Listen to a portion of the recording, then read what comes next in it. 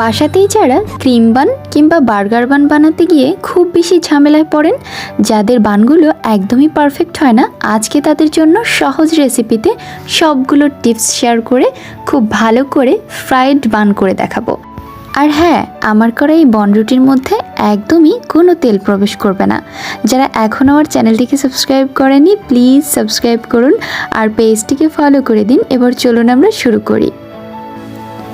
প্রথমেই আমি বড় একটা বোলের মধ্যে আমার পরিমাণ মতো, মানে আমার যতটুকু দরকার, আমি এখানে কুসুম গরম থেকে একটু বেশি গরম দুধ নিয়ে নিয়েছি।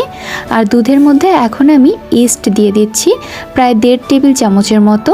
এরপরে চিনি, লবণ আর তেল দিয়ে দিচ্ছি পরিমাণ মতো। সব কিছু আপনারা আপনাদের পছন্দ মতো বা পরিমাণ মতো বাড়িয়ে কমিয়ে নিতে পারেন। চিনি, লবণ, তেল অবশ্যই দিবেন আর অ্যাক্টিভ ইস্ট দিতে চেষ্টা করবেন। অ্যাক্টিভ না থাকলে কিন্তু সেই ইস্ট দিয়ে কখনোই ভালো বান হবে না। তারপরে আরও একটা উপকরণ দিতে হবে, সেটি হচ্ছে পাউডার মিল্ক। যারা বলেন যে আমাদের ইস্টের গন্ধটা থেকেই যায়, তাদের জন্য এই টিপসটা অবশ্যই জরুরি যে আপনারা এ পর্যায়ে 2 টেবিল চামচ পাউডার মিল্ক দিয়ে দিবেন।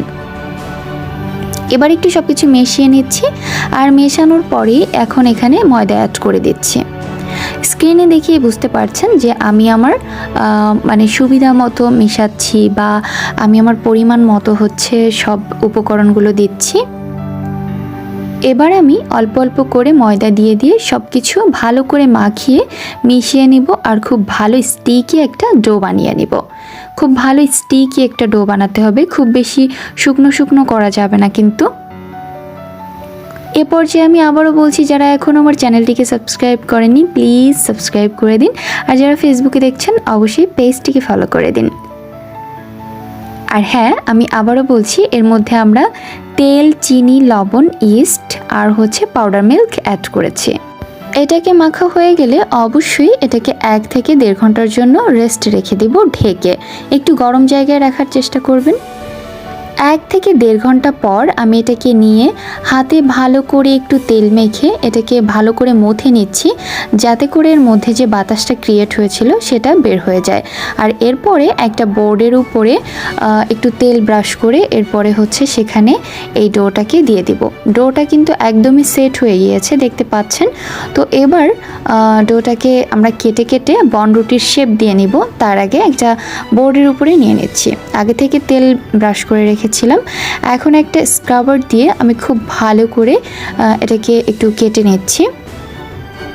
আমার পছন্দ মতো আমি সাইজ করছি, আপনারা ছোট বড় যেমন খুশি তেমন করতে পারেন। এবার আমি একটা বান বানিয়ে দেখাচ্ছি। এই বান রুটিটা এটা আসলে হাতের মধ্যেই করতে হবে, বলার কিছু নেই। দেখতেই পাচ্ছেন কিভাবে আমি এক সাইড থেকে ঘুরিয়ে অন্য সাইডে নিয়ে তারপর একটু সমান করে দিচ্ছি। এভাবে করে আমি সবগুলো বানিয়ে নিব। আর আমি সবগুলো এক সাইজেই বানিয়েছি। আর আমার যে পরিমাণ আমি নিয়েছিলাম তাতে মোট 12টা বান হয়েছিল। আর এখন আমি এগুলোকে আবার রেস্টে রেখে দিব আরও 10 মিনিটের জন্য। দেখতেই পাচ্ছেন আমি সব বানগুলো রেখে দিয়েছি বানিয়ে, আর হচ্ছে 10 মিনিট পর এগুলো দেখতে ঠিক এরকম হয়েছে। এরপরে একটা কড়াইয়ে গরম করে নিচ্ছি তেল। আর তেল হচ্ছে আমি খুব বেশিও দেইনি, খুব কমও দেইনি। আর এ পর্যায়ে কিন্তু তেলটাকে খুব অল্প আঁচে রাখতে হবে আর অল্প আঁচে বানগুলোকে ভেজে নিতে হবে। খুব বেশি আঁচ হলে কিন্তু এগুলো উপর থেকে কালার এসে যাবে, বাট ভিতরে ভালো করে কুক হবে না। আর অবশ্যই ইস্টের পরিমাণটা কিন্তু বুঝেই দিতে হবে আপনাকে। তো এবার উল্টে পাল্টে ভেজে নিব। আমি একটা ভাজতে ভাজতে ঠিক এরকম লালচে হয়ে গিয়েছে। এখন আমি পাশে আরেকটা দিয়ে দিয়েছি। এখন আমি তার উপরে একটু তেল উঠিয়ে দিচ্ছি। আর এই যে লালচে হয়ে গেছে বানটা, এটাকে কিন্তু আমি এখন তুলে নিব। আপনাদের দেখার সুবিধার্থে আমি একটু ভালোভাবে খুব বারবার করে দেখিয়ে দিচ্ছি।